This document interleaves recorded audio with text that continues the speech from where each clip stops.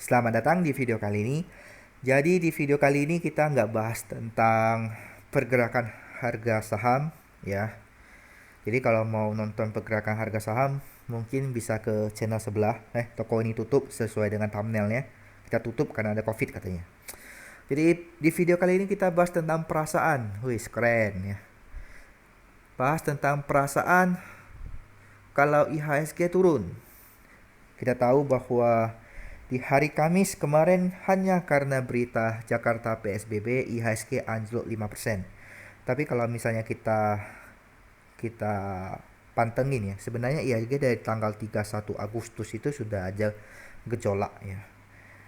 Tanggal 31 Agustus sudah ada gejolak, tapi 31 Agustus itu biasanya setahu saya itu hanya tukar-tukar barang deh. Itu hanya rebalance portfolio. Dan yang menjadi gejolak yang paling tajam itu kemarin hanya karena PSBB di Jakarta. 5% coy. Itu portofolio saya 2-3 minggu lalu itu hijau. Minggu ini merah. Ya, satu unit Kawasaki hilang. Bye bye. Tapi masih belum saya realisasikan lah, masih floating loss lah ya, floating loss. Eh, saya kadang melihat pasar ini agak, ya seperti saya sering bilang lah, pasar ini kadang terlalu lebay, ya, terlalu lebay gitu. Ini IHSG anjlok 5% hanya gara-gara berita Jakarta PSBB. Lalu saya mikir, ini Indonesia ada 20-an ya. Kalau nggak salah 20-an provinsi ya. Kalau saya nggak salah ingat ya. Kalau salah koreksi aja. 20-an provinsi. Lalu karena satu provinsi IHSG turun 5%, saya hitung-hitung berarti cuma butuh 20 provinsi yang PSBB, IHSG jadi 0. Betul nggak? 20 kali 5% sama dengan 100% kan, ISG jadi 0 gitu ya. Jadi kita bisa beli BCA, Mandiri, BNI harga 50. Beli ASI harga 50. Beli Era Jaya harga 50 ya. Beli apa lagi? Beli Gudang Garam harga 50 ya. Beli Tower Bersama harga 50. Beli Telkom harga 50. Keren juga ya kan. Kalau gitu PSBB kan aja semuanya. Nggak masalah kan. PSBB kan untuk kebaikan kita semua ya kan. Kadang-kadang kita tuh degil ya. Itu teman saya ada satu yang di Jakarta. Saya tanya, Nek. Saya panggil dia Nek biasanya. Masih muda sih Santi. Saya panggil Nek. Nek, itu Jakarta PSBB lagi ya? Iya katanya. Dia bilang orang-orang sini degil. Dia bilang, dia kan ada usaha bikin Srikaya ya. Ya, dia masukin ke mall-mall. Lalu dia bilang, saya kemarin ke mall gitu loh, masukin stok ya ke ya customernya. Dia bilang, bro, itu hari Rabu, dia bilang itu serasa hari weekend, hari Sabtu Minggu itu mau rame banget. Dia bilang, saya kemarin ke CP, dia bilang, astaga, kiranya mau makan di CP. Dia bilang, lihat manusianya itu kayak semut katanya, kayak Sabtu dan Minggu. Ya begitulah, ada manusia ya, warga 62 itu biasa memang begitu. Mereka terlalu ramah ya kan, mereka terlalu ramah. Dan ya itulah. Jadi kalau misalnya ISG mau jadi nol ya, PSBB kan 20 provinsi. Jadi semuanya kita sehat-sehat, kita bebas dari COVID. Lalu 1 tahun kemudian kita semuanya jadi miliarder. Aduh, hai. Beli BCA harga 50, Wak. Jadi kalau misalnya ya teman-teman yang beli saham sebelum 2 minggu ini, ya kan, 2 minggu ini harga sahamnya turun, eh saya cuma bisa bilang ini resiko, ya. Ini resiko. Anda harus tahu bahwa instrumen investasi di saham itu beresiko, dan jauh lebih beresiko kalau Anda tidak tahu apa yang Anda lakukan. Saya yakin 90% lah orang yang masuk ke dunia saham itu nggak tahu apa yang mereka lakukan. Kemarin saya pernah bicara sama salah satu manajer ya di perusahaan saya. eh dia selalu tanya tentang saham, ya. Tanya bagaimana saya menganalisa saham, dan saya tidak begitu pengen layan sih sebenarnya. Dia tanya-tanya terus, kamu pakai cara apa, bla bla bla, dan saya bilang, saya nggak ada pakai cara-cara apa, saya cuma tarik-tarik garis doang, gitu loh. Dia bilang, masa bla bla bla, kok bisa gini-gini, cerita sharing lah gitu. Lalu saya bilang sama dia, bapak misalnya bapak beli saham gitu kan, bapak beli saham, bapak pengennya untungnya berapa? Katanya untungnya ya sebanyak mungkin. Aku bilang, kalau misalnya sebanyak mungkin itu berarti anda tidak jelas, ya, tidak jelas tujuannya. Inilah salah satu bentuk, salah satu karakter orang yang masuk ke dunia trading atau dunia investasi atau dunia apapun lah, ya, dunia investasi saham, trading saham, ataupun forex ataupun apapun. Dia nggak tahu, dia nggak ngerti apa yang sedang dia lakukan. Dia hanya pengen, saya pengen cuan, saya pengen dapat duit, saya pengen menghasilkan duit lebih banyak, sebanyak-banyaknya, tapi nggak ada takarannya, ya, tak ada limitnya, sebanyak-banyaknya. Itu ibarat besoknya hari Minggu, ini hari Sabtu ya, besoknya hari Minggu, Anda mau pergi goes, lalu Anda bilang sama diri sendiri, sekarang jam 10, besok saya mau bangun sepagi mungkin. Otak Anda pasti bilang, ini orangnya goblok nih. Besok sepagi mungkin itu jam berapa? Jam 3, jam 2, jam 1. Sepagi mungkin. Harus ada angkanya. Ya. Jadi kalau misalnya Anda mau bilang, oh besok saya pengen bangun jam 5.30, jelas. Ya. Setel alarm 5.30, bangun. Bukan besok saya pengen bangun sepagi mungkin. Gitu. Atau saya pengen di dunia saham dapat untung sebanyak mungkin. Nggak ada range-nya. Jadi Anda nggak tahu gimana cara dapatnya. Kalau range-nya aja Anda nggak tahu. Jadi 90% orang yang masuk ke dunia saham itu nggak tahu mereka lakuin apa gitu loh. Mereka nggak tahu, mereka nggak ngerti. Ya mereka kadang beli saham itu ngasal beli. Jadi pas IHSG lagi anjlok, ya kan, mereka panik, mereka ikutan jual. Ya untung siapa? Yang untung yang punya bos, yang bos-bos yang punya cash. Percayalah, orang-orang bijak, orang-orang yang kaya, mereka nggak pernah beli saham pada saat harga saham lagi jatuh. No way. Ya, no way.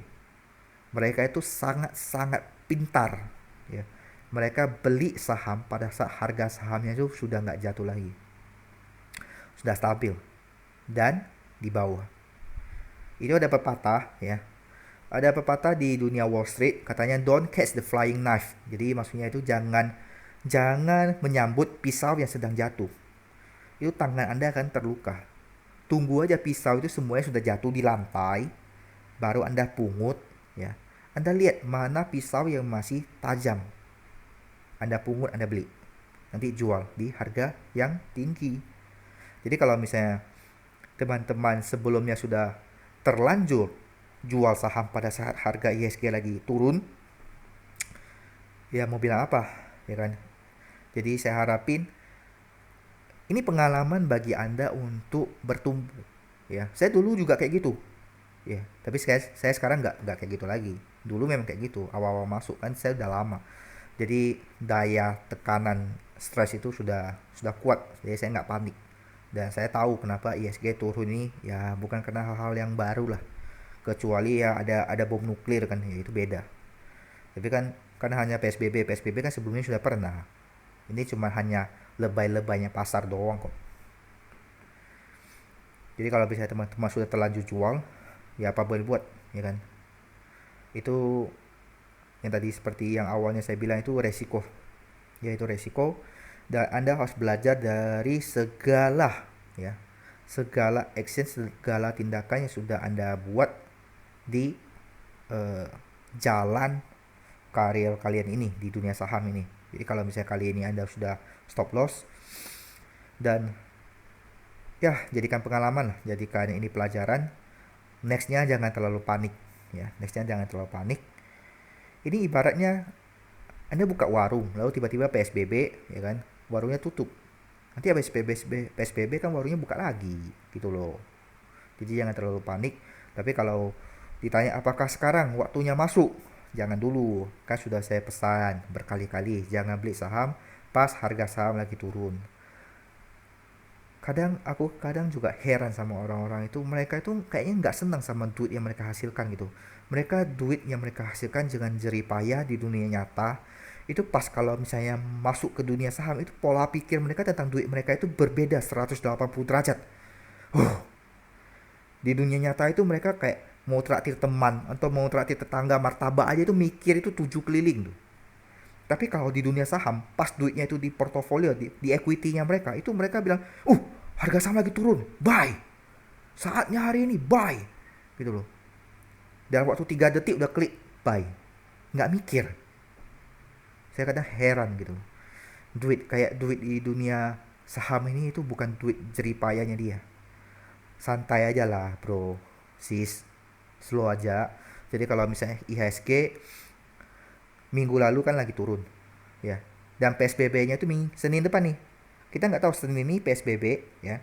Hari H-nya PSBB, apakah IHSG turun 5% lagi? Kita lihat aja.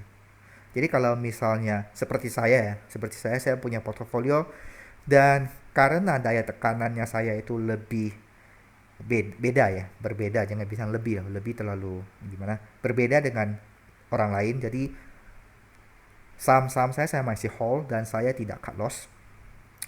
Saya tidak cut loss eh, karena saya sendiri ya, karena saya punya pandangan berbeda, dan saya tidak average down.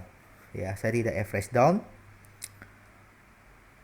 Saya akan tunggu kondisi sudah normal, ya, baru saya pikirkan saham mana yang lagi ya bagus, dan saya akan beli. Salah satunya ya saham-saham kabel lah, ya, KBLI, KBLM, ya, Foxtel. Ini harga sahamnya nih kalau misalnya naik kan masih ada potensi nih. Ini berapa persen nih? Ini 60% nih. Tapi apakah bakal naik ke 60%? Nggak ada yang bisa jamin. Jadi kita tunggu aja, ya, kita tunggu aja. Itu ada beberapa saham, beberapa sektor yang memang ada cycle-nya. 1 tahun itu pasti ada 1-2 minggu itu pas mereka lagi naik. Ya tunggu aja lah, ya. Jadi kalau misalnya tanya saham, jangan beli dulu deh, ya, tunggu aja dulu. Ada beberapa yang bilang goblok sih, ini harga lagi turun, kamu nggak ngambil kesempatan, nanti nggak ada lagi, ya. Karena saya tahu yang saya ngincar itu apa, jadi saya juga nggak pengen dengerin, ya. Ya, nasihat-nasihat dari mereka itu ya baik sih sebenarnya, cuman ya tidak sesuai aja dengan prinsip saya. Jadi saya nggak pernah beli saham pada saat harga sahamnya lagi turun, jadi ya saya nggak dengerin gitu. Seperti tadi yang saya bilang, kita masuk ke dunia saham itu harus jelas. Kalau misalnya target Anda hanya 10%, ya udah 10%, udah selesai. Jangan saya mau untung sebanyak-banyaknya, itu nggak jelas itu. Jadi ibarat Anda nggak tahu kapan beli, Anda tidak tahu kapan jual. Ya. Kapan beli itu penting, kapan jual itu lebih penting. Oke, mungkin sudah lah ya, kita curhatnya malam hari ini. Yang saya mau sampaikan sih, jangan panik, ya, jangan panik. Kita percaya kepada pemerintah, kita percaya kepada tim-tim medis, dan juga kita selalu uh, sharing kepada teman-teman dan juga saudara kita untuk selalu jaga jarak, jangan kumpul untuk beberapa waktu ini, sering cuci tangan, keluar pakai masker, dan kita harapin kondisi COVID-19 di Indonesia bisa dijaga dan makin hari makin menurun, ya. Dan jumlah pasien yang sembuh makin hari makin tumbuh, makin banyak.